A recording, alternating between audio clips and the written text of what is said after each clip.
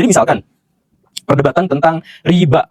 Ilmu ekonomi itu berkembang besar dan luas sekali Bara ya. Dalam 2 abad terakhir itu perkembangannya tuh luar biasa. Tetapi kalau nanya ke anak pesantren, ilmu ekonomi yang sekarang misalkan tentang riba dan lain-lain diambil ke otoritas-otoritas ulama tahun 1000, tahun 800, tahun 1100, tahun 1400 begitu. Jadi bayangkan perkembangan yang sekarang tapi harus ditarik ke masa lalu. Karena apa? Karena mereka tuh mensakralkan apa yang terjadi di masa lalu. Sudah tradisi jadi seperti itu ya udah begitu aja gitu. Makanya mereka itu selain berdebat pasti sumber dan referensinya itu berasal dari masa lalu dan tidak berani untuk bikin sendiri di zaman sekarang. Dan kemudian kamu jangan bikin dulu yang zaman sekarang ya, karena kan kamu tuh levelnya belum sampai ke situ, kamu belum jadi mujtahid, kamu belum ngerti soal istihad. Al-isnadu minad-din walau lal isnad laqala man sya'a ma sya'a. Jadi orang itu perlunya sanad, keilmuan terhadap ulama-ulama terdahulu agar kita berpendapat dan kemudian berstatement sesuai dengan apa yang diharapkan dan memang sesuai dengan koridor syariat. Itu yang pertama. Fahdharu antasluku maslakal yahudi wan nasara fatahaddatsu bighairi isnatin. Maka hindarilah apa yang telah dilakukan oleh orang-orang Yahudi Nasrani, bahwa mereka itu berbicara, berstatement tanpa sanad keilmuan. Fatakunu salibina ni'matallahi. Assalamualaikum warahmatullahi wabarakatuh. Alhamdulillah wassalatu wassalamu ala rasulillah wa ala alihi wa sahbihi wa man walah amma ba'du. Sahabat yang dimuliakan Allah subhanahu wa ta'ala, pada kesempatan kali ini saya akan membahas tentang apa yang menjadi statement dari Guru Gembul terkait beberapa kesalahan-kesalahan pesantren.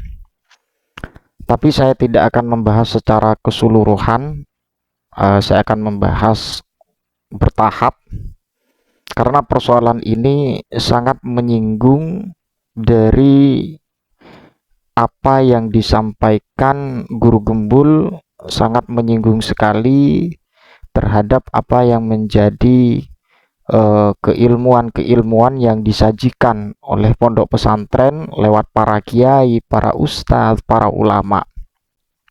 Saya amati Guru Gembul tidak mengamati apa yang menjadi keilmuan dalam pesantren. Mengapa demikian? Ya kita buktikan dan sesuai fakta apa yang disajikan di pesantren dan kemudian keilmuannya bagaimana. Jadi poin ketiga ini Guru Gembul mengupas tuntas terkait bagaimana pesantren itu atau santri fanatik terhadap masa lalu. Jadi misalkan perdebatan tentang riba. Ilmu ekonomi itu berkembang besar dan luas sekali Bara ya. Dalam 2 abad terakhir itu perkembangannya tuh luar biasa. Tetapi kalau nanya ke anak pesantren, ilmu ekonomi yang sekarang misalkan tentang riba dan lain-lain diambil ke otoritas-otoritas ulama tahun 1000, tahun 800, tahun 1100, tahun 1400 begitu. Jadi bayangkan perkembangan yang sekarang tapi harus ditarik ke masa lalu. Karena apa? Karena mereka tuh mensakralkan apa yang terjadi di masa lalu. Sudah tradisi jadi seperti itu ya udah begitu aja gitu. Makanya mereka itu selain berdebat pasti sumber dan referensinya itu berasal dari masa lalu dan tidak berani untuk bikin sendiri di zaman sekarang. Dan kemudian kamu jangan bikin dulu yang zaman sekarang ya, karena kan kamu tuh levelnya belum sampai ke situ, kamu belum jadi mujtahid, kamu belum ngerti soal istihad. Sehingga dalam persoalan hal-hal yang terjadi pada saat ini, mengapa kok ditarik kepada masa lalu? Sehingga Guru Gembul mencontohkan terkait dengan persoalan riba, persoalan ekonomi yang berkembang sangat begitu luas dan kemudian dikaitkan atau ditarik kepada masa lalu. Jadi yang pertama perlu saya jelaskan bahwa pesantren itu identik dengan keilmuan yang berbasis dengan agama Islam. Dan apalagi yang dibahas bagaimana kita mengkontekstualkan persoalan atau mengkaitkan persoalan dengan masa lalu. Kalau Guru Gembul mencontohkan dalam persoalan ekonomi dan kemudian riba. Riba dan ekonomi sudah dipaparkan oleh para ulama, khususnya dalam konteks fikih, dalam persoalan muamalah. Yang perlu dipahami sebelum kita bahas secara mendalam, secara spesifik kalau kita mengulas tuntas tentang persoalan ekonomi, secara garis besar apa yang ditawarkan oleh para ulama, khususnya para ulama fikih, bahwa la yungkaru al-mukhtalafah wa innama yungkaru al-mujma'aleh. Jadi apa yang menjadi perkhilafan tidak perlu dipersoalkan, dan ketika nanti dalam ranah ijma ulama, ijma dalam pakar fikih, maka kita tidak boleh untuk menentang. Orang-orang yang menentang apa yang menjadi prinsip para ulama yang bersifat ijma atau mujma' alaih, maka tidak boleh. Satu poin perlu kita jadikan dasar dulu. Dan kemudian yang kedua, mengapa pesantren itu mengkaitkan persoalan ini atau mensakralkan persoalan ini terhadap apa yang menjadi prinsip ulama terdahulu pada abad sebelumnya, maksudnya abad ke-8, abad ke-10 dan seterusnya. Jadi begini, dalam dunia pesantren itu kita ketika mengkaji kitab secara spesifik, tadi kita membahas persoalan ekonomi lah, satu contoh saja, atau persoalan riba. Mengapa pesantren itu menggunakan ulama terdahulu? Karena pesantren itu memang mempunyai sanad atau mempunyai isnad.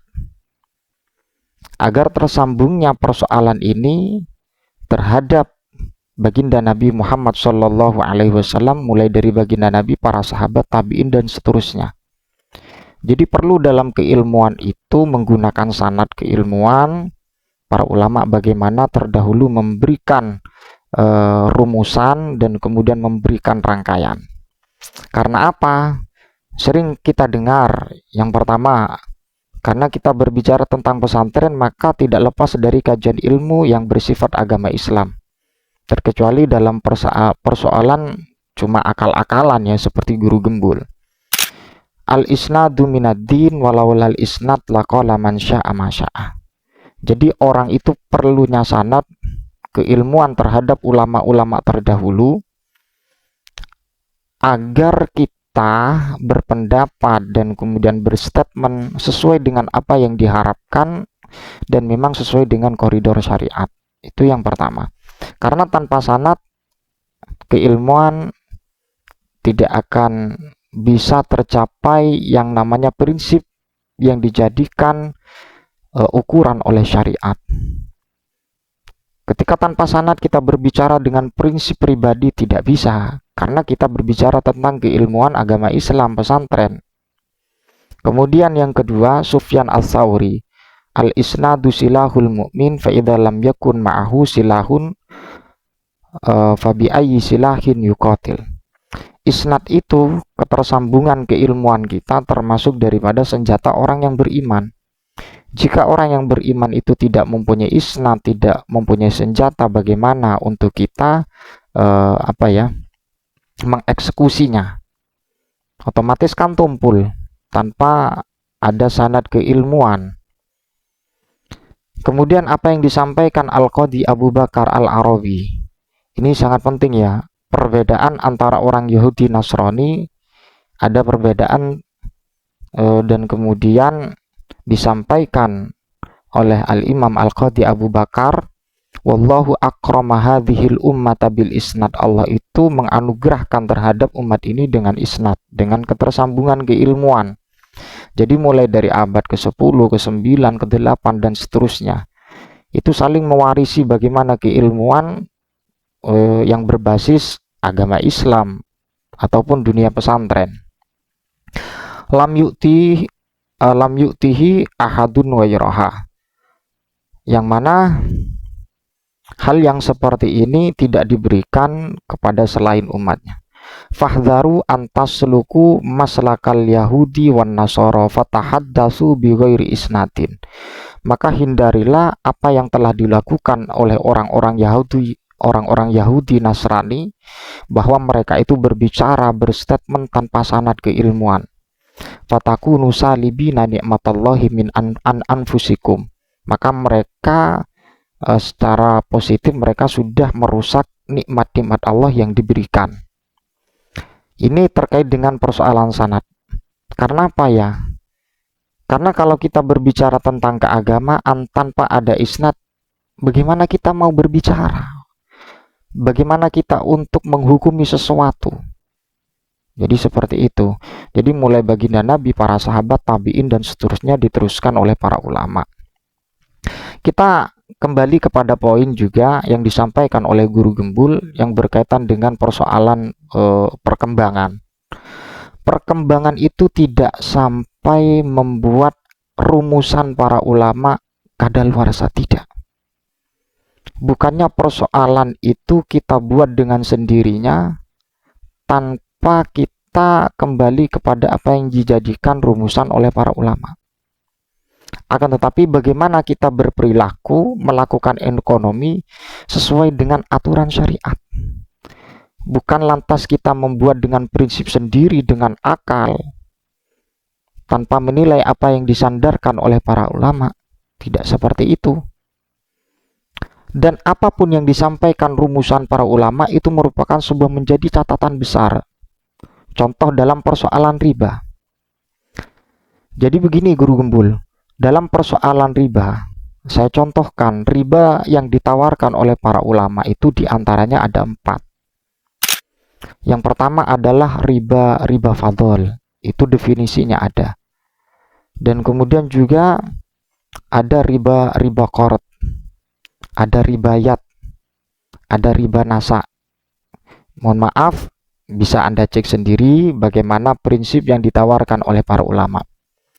Jadi ketika kita berbicara tentang ekonomi, ketika kita berbicara tentang riba atau muamalah bersosial kita, bagaimana kita melakukan muamalah sehingga tidak terjadi dalam persoalan riba. Ini sudah menjadi catatan atau menjadi rumusan dan menjadi menjadi poin-poin yang perlu dihindari ketika kita melakukan muamalah. Muamalah yang seperti apapun, kita jual beli dan kemudian apapun. Sehingga kita dalam persoalan ekonomi kita, dipersilakan sesuai dengan peradaban, sesuai dengan perkembangan.